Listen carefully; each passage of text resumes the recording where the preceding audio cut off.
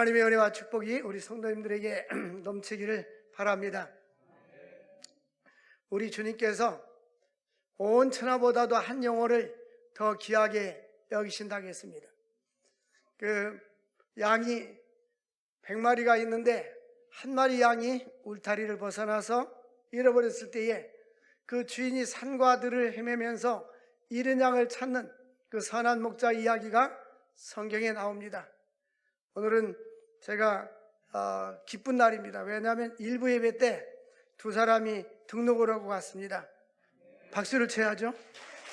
그런데 이 두 분들이 다 잃은 양인데 두 분 다 세례교인이에요. 세례교인인데 신앙생활 안타가 우리 주명기 집사님이 한 분을 전도해 왔고 김현옥 권사님이 한 분을 전도해 왔어요. 그래서 주중에 내가 만나면 맛있는 거 사준다. 요즘은 맛있는 거 사주면서 전도해야지 전도집 앉아가지고는 전도가 안 되는 거예요. 시대가 많이 바뀌어가지고 세상에는 뭐가 없다? 공짜가 없다. 그래서 하나님 앞에 전도하는데 여러분들 한 영혼이 주님 앞에 돌아오는 것이 우리 주님이 얼마나 기뻐하는지, 이제 다음 주일은 총동원 주일인데 제가 2명을 전도해 가고 온다고 했는데 이제 하나님 체면 유지시켜 주십시오 하고 이제 기도하고 있는 거예요. 아직도 전도 생각조차도 없는 사람들은 회개하라, 천국이 가까웠느니라. 그래서 전도 열매 맺을 수 있기를 바랍니다. 오늘은 갈보리 십자가의 능력이라는 제목으로 함께 말씀을 상고하고자 합니다. 기독교의 중심은 십자가입니다. 예수께서 인류의 죄를 대속하기 위해서 십자가에서 죽으셨습니다. 이 십자가가 기독교의 상징이 된 것은 예수님 당시 때부터 기독교의 상징은 아니었습니다. 초대교회 성도들은 카타콤 동굴에서 물고기라든지 다른 암호를 통해서 기독교인이라는 상징을 가지고 있었습니다.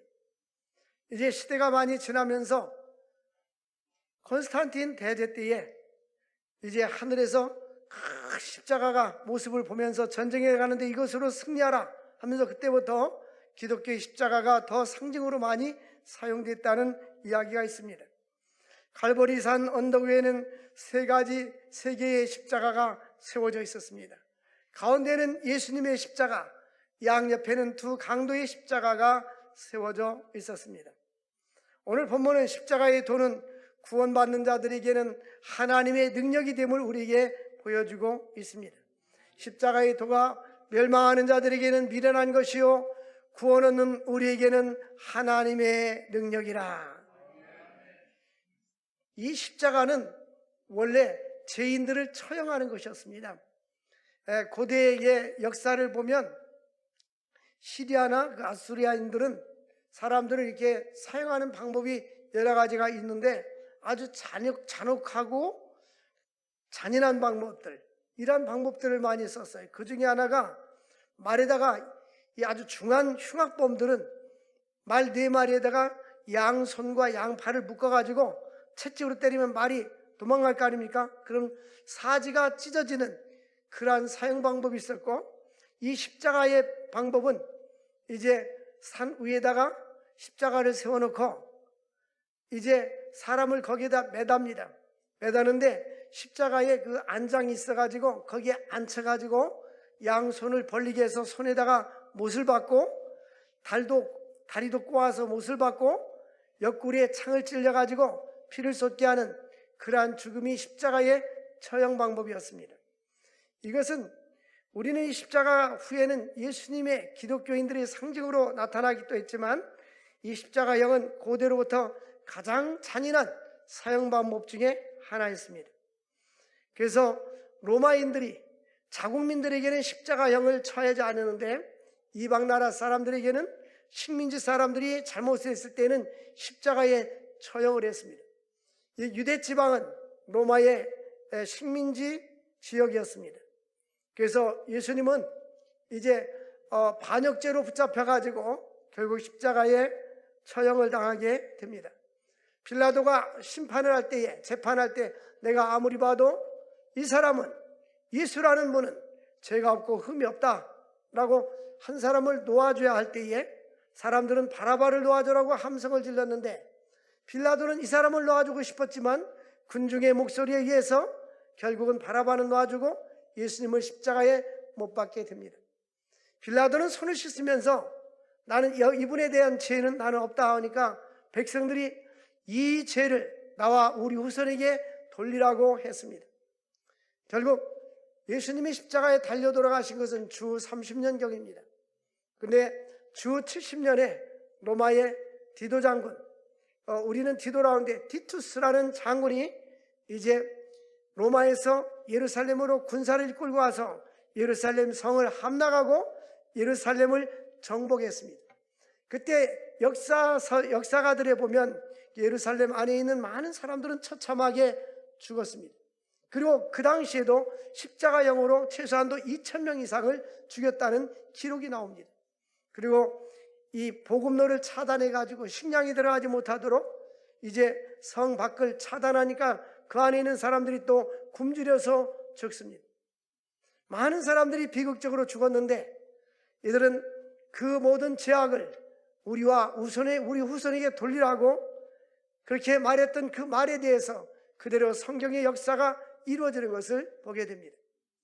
그러므로 이제 예수님은 흉악범들과 함께 십자가에 처형을 당하게 되는데 이 십자가형은 곧바로 십자가형에 처하는 것이 아니라 그 준비 단계로 이 큰 노끈에다가 끝에다가 나비나 어떤 쇠 물체를 매달아 가지고 사람의 상체를 벗긴 후에 등을 그거로 때립니다. 그러면 피가 묻어나고 이렇게 해서 거의 절반쯤 죽은 후에 이제 십자가에 매다는 방법이 십자가의 처형 방법입니다. 우리 주님께서는 채찍에 맞고 쓰러지고 넘어지고 밤새 치조를 당해서 잠을 못 잔 그 상태에서 채찍에 맞으시고 이제 십자가를 지고 골고다 언덕을 오르는 것입니다. 이 십자가는 가운데 기둥은 원래 있는 데다 목적지에다 세워놓고 워낙 사람이 매달 수 있는 십자가는 통나무가 커야 되지 않겠습니까? 이제 세로로 된 통나무는 세워놓고 가로로 된 건 세워놓는 건 세워놓고 이제 옆으로 가로로 된 것은 메고 가는 겁니다. 근데 예수님이 힘이 없고 지쳐서 쓰러지고 넘어지니까 구레네 시몬에게 대신 그 십자가를 지고 가도록 했던 것입니다. 그래서 우리 주님께서 이와 같이 처형당하는 장소까지 가게 되는데 사람들은 그 십자가에 처형을 당할 때 제목을 명패에 달게 되었습니다.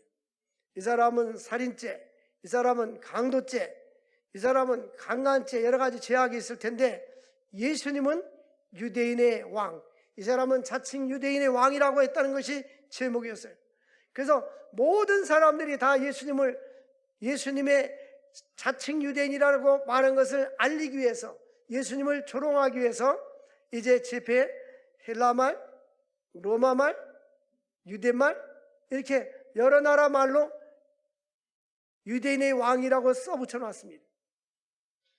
그러면서 예수님을 이제 결국 십자가에 못 박습니다. 십자가에 못 박고 난 후에는 일정한 시간이 지나면 사람을 십자가에서 내려서 뼈를 또 꺾습니다. 완전히 죽이는 거죠. 완전. 이제 그렇게 죽였어도 완전히 죽이기 위해서 뼈까지 꺾는 일을 합니다. 우리 주님께서 이사야서 53장에 보면 그가 찔림은 우리의 상함을 인하며 그가 찔림은 우리의 죄악을 인하며 그가 상함은 우리의 허물을 인합니다. 그러니까 우리 주님께서 찔리고 상한 모든 것은 우리의 죄악과 허물 때문에 십자가에서 죽으신 것입니다. 그러나 그가 채찍에 맞음으로 우리가 나음을 입게 된 것입니다. 이 십자가는 부정적인 의미가 있고 긍정적인 의미가 있습니다. 일반적으로 이 십자가의 부정적인 의미는 갈라디아 3장 13절 보니까 나무에 달린 자마다 저주를 받는다라고 말씀했습니다. 결국 예수께서 우리를 위해서 저주를 받으셨습니다. 이 십자가는 저주의 죽음인 것입니다. 율법의 저주에서 우리를 속량하셨고 기록된 바 나무에 달린 자마다 저주 아래 있는 자라 하였습니다. 그래서 이 십자가는 저주의 죽음이었습니다. 우리를 대신해서 주님은 저주를 받은 것입니다. 뿐만 아니라 이 십자가는 고난과 치욕입니다. 십자가는 사람들로 하여금 침울배팀을 당하고 모욕을 당하고 또 채찍을 맞았습니다. 이 십자가는 인간의 죄를 담당하고 죄에 죽고 의에 살게 하려 하신 것입니다. 베드로전서 2장 24절에 보니까 베드로는 우리들이 주님께서 십자가에 죽으심은 그가 나무에 달려 그 몸으로 우리 죄를 담당하셨으니 이는 우리 죄로 대하여 이제 죄에 대해서는 죽어나고 의에 대해서는 살게 하려 하심이라. 그가 채찍에 맞음으로 너희는 나음을 입었다라고 말씀합니다. 예수님이 채찍으로 맞음으로 말미암아 예수님은 우리의 모든 죄악을 담당하시고 우리는 죄로부터 자유와 해방을 누리게 되는 것입니다. 이 십자가는 굴욕당하는 것을 말합니다. 이 십자가의 죽으심은 결국 예수님의 낮아지심을 말합니다. 예수님은 삼위일체 하나님이었지만은 낮고 천한 인간 세상의 마구간에 태어나시고 십자가에서 죽으시고 무덤까지 내려가셨습니다. 그래서 하나님은 그를 지극히 높여 모든 이름 위에 뛰어난 이름을 주셨다라고 빌립보서 2장에 말씀하고 있는 것입니다. 우리 주님은 이 땅에 대속의 죽음을 죽기 위해서 이 땅에 오신 것입니다. 그러면 십자가의 긍정적인 의미는 무엇인가? 우리 십자가의 긍정적인 것은 우리에게 구원을 주기, 이 십자가는 우리의 구원의 십자가입니다. 예수님께서 십자가에 죽으심으로 말미암아 우리가 죄로부터 자유함을 누리게 되는 것입니다. 뿐만 아니라 속죄와 대속물이 되어 주시고, 조금 전에 우리가 영상을 보지 않았습니까? 6월절에 문에 문설주의 양을 잡아서 피를 바르면 장자들이 왕부터 시작해서 짐승까지도 처음 난 수컷, 초태상 처음 난 수컷은 다 이제 하나님께서 처음 난 것들은 다 죽습니다. 다 죽는 거예요. 근데 문설주의 어린 양의 피를 바르면 죽음의 재앙이 넘어가게 되었습니다. 그래서 유대인들도 이제 그 말씀을 믿고 문설주의 어린 양의 피를 바른 사람들은 죽음을 보지 아니하고 죽음이 넘어가게 되는 것입니다. 이것이 바로 유월절입니다. 그래서 유대인들의 3대 절기 중에 하나가 바로 유월절입니다. 유월절에는 우리의 죄를 대속해서 십자가에 달려 돌아가신 예수 그리스도를 상징하는 것입니다. 그러므로 피 흘림이 없이는 사함이 없는 것입니다. 예수 그리스도의 보혈의 피는 우리의 모든 죄에서 사하여 주시는 것입니다. 이 성경은 또한 화해, 하나님과 인간 사이에 죄로 인하여 원수되었었는데 예수님이 십자가에 죽으심으로 말미암아 우리가 화목해 되었습니다. 로마서 5장 10절 우리 함께 읽어보겠습니다. 시작. 곧 우리가 원수였을 때가 그의 아들의 죽으심으로 말미암아 하나님과 화목하게 되었은즉 화목하게 된 자로서는 더욱 그의 살아나심으로 말미암아 구원을 받을 것이니라. 우리가 원수된 상태에서 예수님이 십자가에 죽으심으로 하나님과 우리 사이를 화목케 하셨다는 것입니다. 그러므로 주님이 없이는 예수 그리스도의 십자가의 보혈이 없으면 하나님과 우리 사이에 이어줄 다리가 없는 것입니다. 이 십자가는 하나님과 우리가 원수되었던 우리를 이제 화목해 주신 것입니다. 우리 주님께서 화목의 제물로 이 땅에서 오셨고 뿐만 아니라 우리 주님은 희생입니다. 요한복음 12장 24절에 오늘 새벽 기도 때도 말씀한 것처럼 하나님의 미랄이 땅에 떨어지면 예수님은 하나님의 미랄로 땅에 떨어졌어요. 미랄이 땅에 떨어져 죽지 아니하면 그대로 있지만 죽으면 많은 열매를 맺는다고 했습니다. 우리가 씨를 뿌렸을 때에 이 씨가 죽으면서 이제 싹이 나서 자라나서 꽃이 피고 열매를 맺는 것입니다. 근데 이 씨가 만약에 죽어지지 않는다면 싹이 날 수가 없는 것입니다. 예수님은 우리를 대신해서 대속의 죽음을 죽으신 것입니다. 우리 기독교의 핵심은 죄사함입니다. 기독교만이 죄사함이 있어요. 다른 종교에는 죄사함이 없습니다. 석가나 마호메트나 그 무엇도 죄사함이 없습니다. 기독교의 최고의 예수님의 권세 중에 최고의 권세는 바로 죄사함의 권세입니다. 예수님만이 죄사함을 얻게 되는 거예요. 우리 주만 믿으면 모두 구원 받으며 영생 목랑 멸류관 확실히 받겠네. 할렐루야. 죄사함이 있기 때문에 부활의 능력이 있는 것입니다. 우리 기독교는 죄사함과 부활이요. 이 부활이 없다면 아무것도 아닌 거예요. 그런데 예수께서 우리에게 죄를 사해 주시는 것은 죄사함을 받은 사람만이 천국에 들어갈 수가 있고 영생을 누릴 수가 있고 부활의 능력을 힘입을 수가 있는 것입니다. 그러므로 이 십자가는 그리스도의 희생을 통해서 우리에게 영생을 주실 뿐만 아니라 때로는 십자가는 우리에게 사명 감당이라는 그러한 의미가 내포되어 있습니다. 누가복음 9장 23절에 주님께서 우리에게 이와 같이 말씀합니다. 아무든지 나를 따라 오려거든 자기를 부인하고 날마다 제 십자가를 지고 나를 따를 것이니라.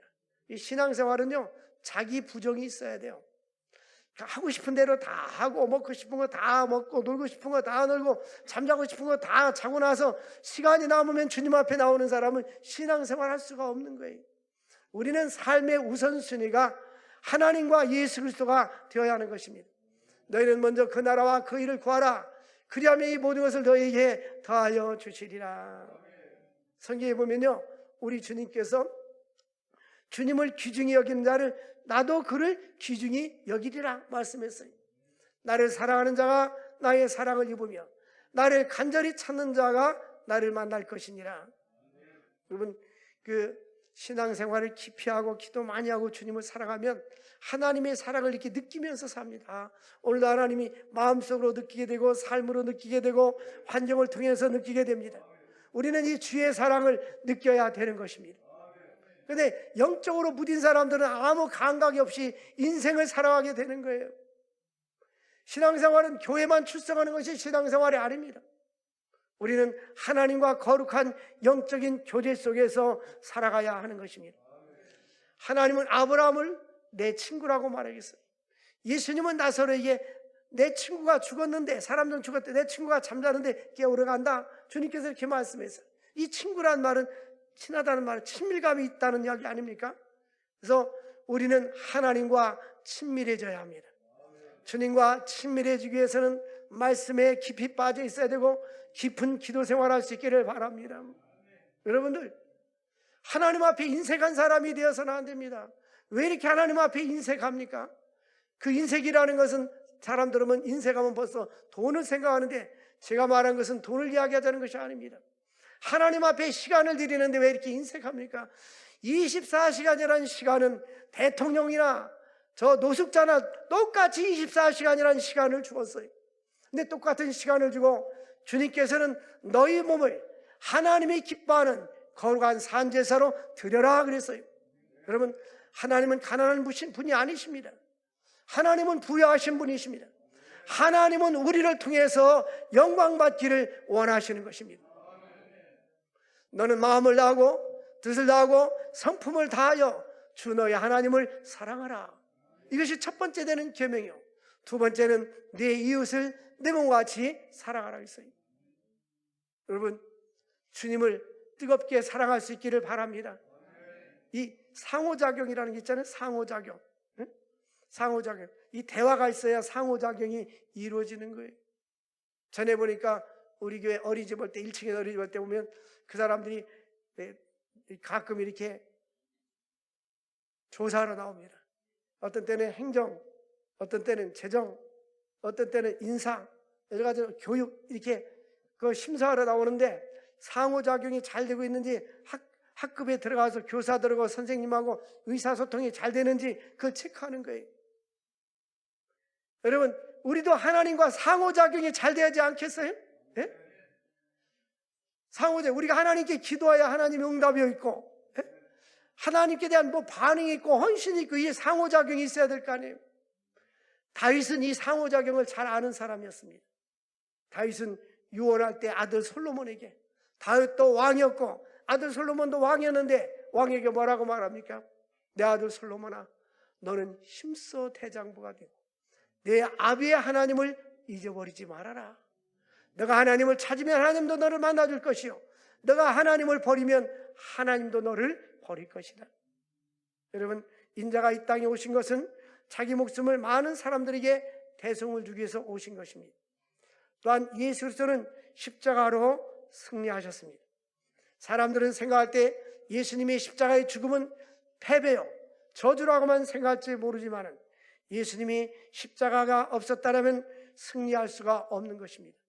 고린전서 1장 18절에 보니까 예수 그리스도의 십자가의 도가 멸망하는 자들에게는, 예수 믿지 않은 자들에게는 미련하게 보이지만 구원 얻는 우리에게는 하나님의 능력이라.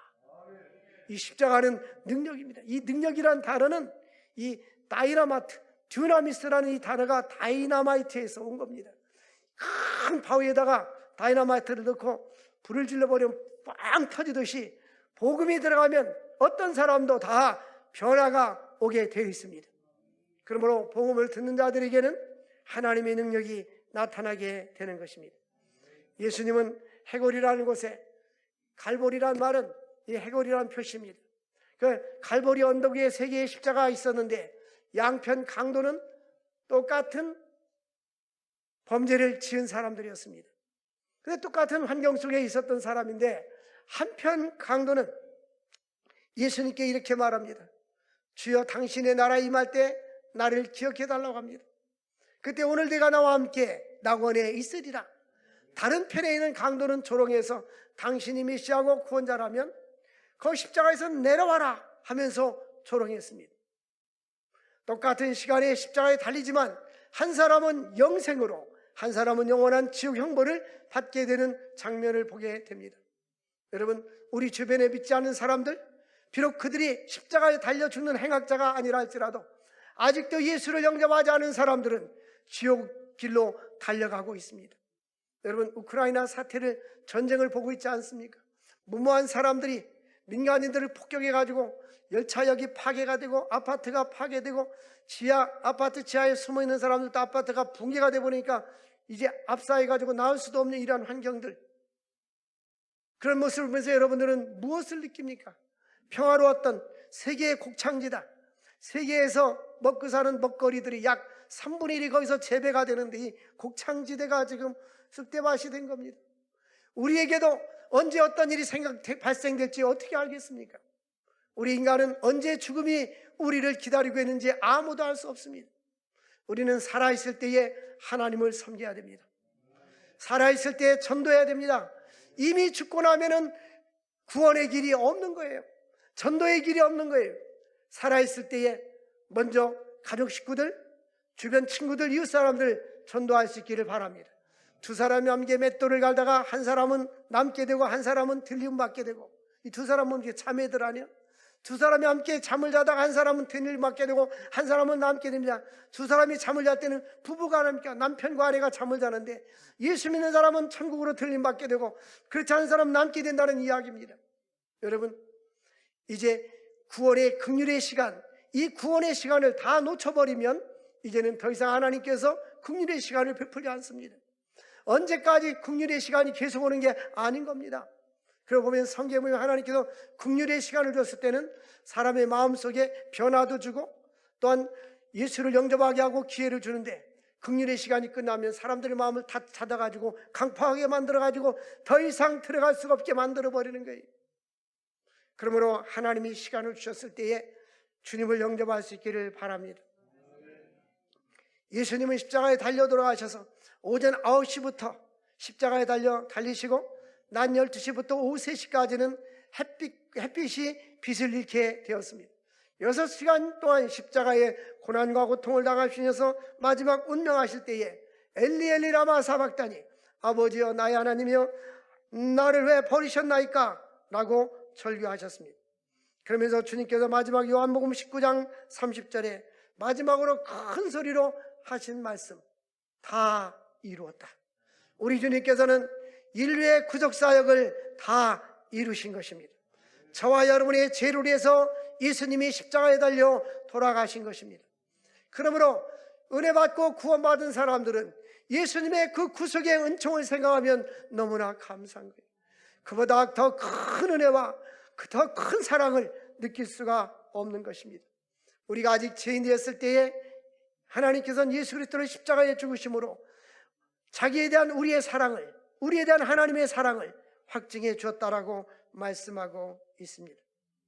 그러므로 사랑하는 성도 여러분들, 이제 한편 강도는 주님을 영접할 수 있는 기회가 주어졌지만 주님을 저주하고 비난하고 지옥에 갔지만, 한편에 있는 강도는 당신의 나라 임할 때 나를 기억해 달라고 하니 내가 진실로 내가 되게 이루느니 너가 나와 함께 낙원에 있으리라.